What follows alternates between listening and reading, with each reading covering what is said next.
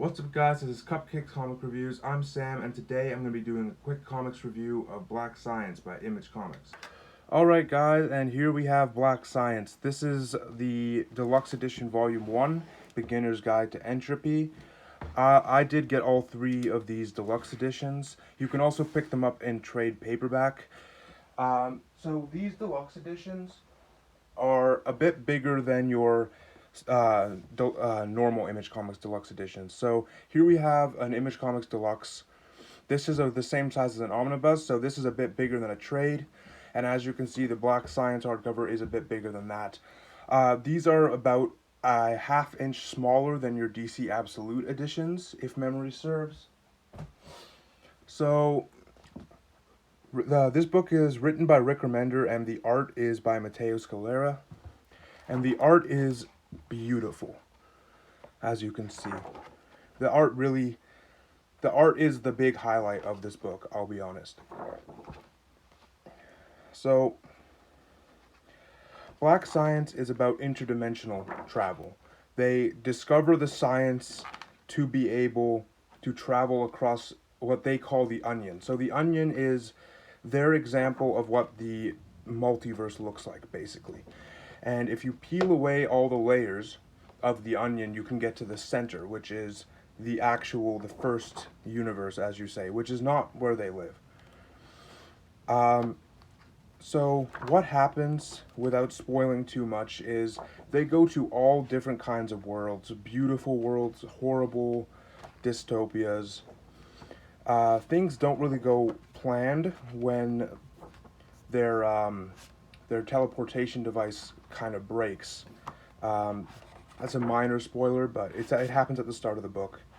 So then they have to find other ways to get around, and I'm not going to say who, but there's a bit of betrayal in this book.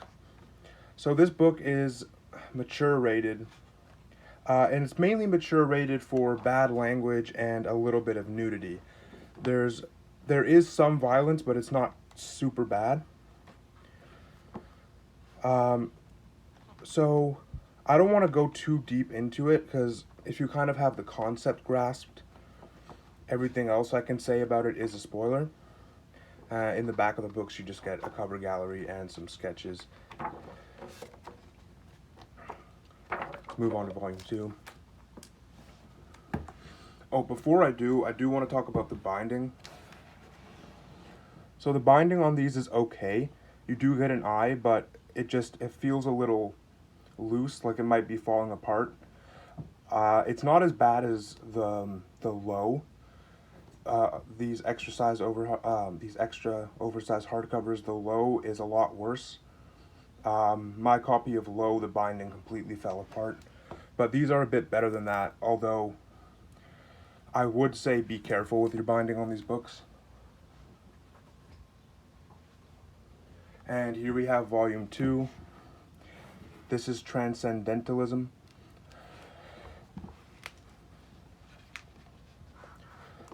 So what are my thoughts on this book? I enjoyed it. I thought it was a little bit hard to read.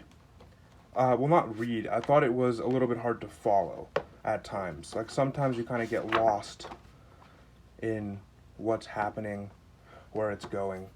But I think that's the point of this book. This book tries to be intelligent, and Rick Remender wrote it intelligently.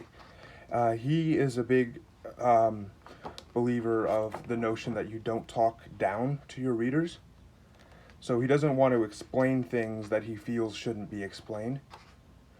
You just kind of have to figure it out, which I completely stand by. I think that having to think while reading can really be a good, a better experience sometimes. And I think this book does fit well into that landscape.